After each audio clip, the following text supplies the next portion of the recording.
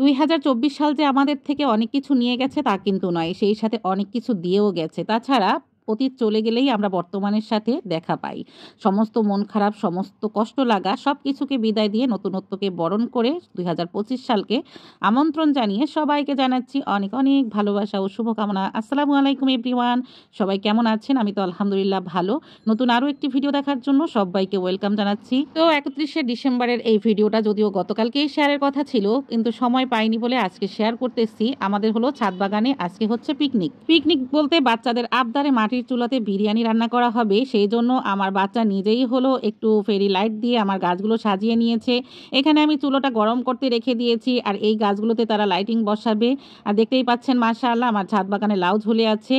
আর একটু আলাদা একটা আমেজে, আলাদা একটা আনন্দের মুডে রয়েছি সবাই, কারণ এখানে আমরা সবাই মিলে আজকে হাতে হাত লাগিয়ে মাটির চুলাতে রান্না হবে। 31শে ডিসেম্বরটা ছিল প্রচণ্ড শীতময়, একেবারে উত্তর দিক থেকে এত বেশি বাতাস ছিল কি বলবো।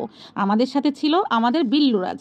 যদিও বিল্লুরাজের সাথে আপনাদের এখনো পরিচয় করাইনি, কারণ আমার মোবাইলে অসংখ্য ভিডিও রয়েছে যা আমি শেয়ার করার সময় পাচ্ছি না। তবুও একটুখানি বলে দিই, বিল্লুরাজ হচ্ছে আমার ঘরের নতুন সদস্য। আমার বাচ্চা ওকে কুড়িয়ে পেয়েছে, তো এই সম্পর্কে পরে বলবো। আর এদিকে দেখেন শীতের জন্য মানে প্রচণ্ড শীত, এই শীতে আমি কম্বল মুড়িয়ে বাচ্চাদেরকে বসিয়ে দিয়েছি। আর এগুলো হলো আমার পুরানো সোফার মানে ফর্মগুলো।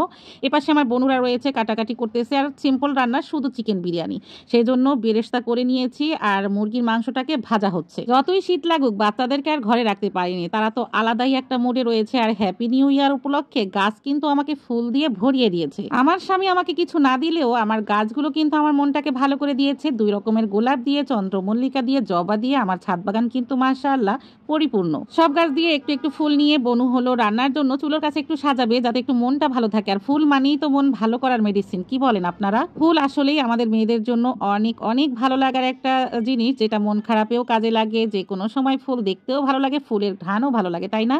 ফুল পছন্দ করে না এমন মানুষ খুঁজে পাওয়াই দুষ্কর। যাই হোক, আমাদের ওখানে মুরগির মাংসগুলো আমরা সব ভেজে নিয়েছি। এইবার বিরিয়ানি রান্না করার জন্য যা যা উপকরণ দরকার সমস্ত উপকরণগুলো দিয়ে দিচ্ছি একে একে। আর চুলোটা এত সুন্দর জ্বলবে ভাবতে পারিনি। নতুন চুলা, ভাবছিলাম জ্বলে না জ্বলে। আর অনেকদিন খড়িতে রান্না করার অভিজ্ঞতাটাও কমে গেছে। যাই হোক, রান্না মানে চুলোর জালটা খুব ভালো জ্বলছিল, তাই আরও বেশি ভালো লাগতেছিল।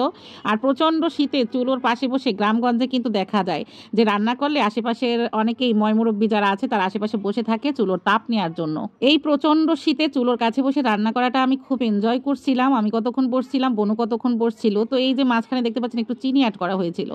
যাই হোক, এই যে সমস্ত মশলা টশলা কষিয়ে এখানে চিকেনগুলো দিয়ে দেওয়া হয়েছে, বিরিয়ানির মশলা দেওয়া হচ্ছে। আর এখানে হলো এই যে কিশমিশ অ্যাড করতেছি। কিশমিশ দিলে আমার কাছে ভালো লাগে, আর গাজর দিলেও পরেও ভালো লাগে।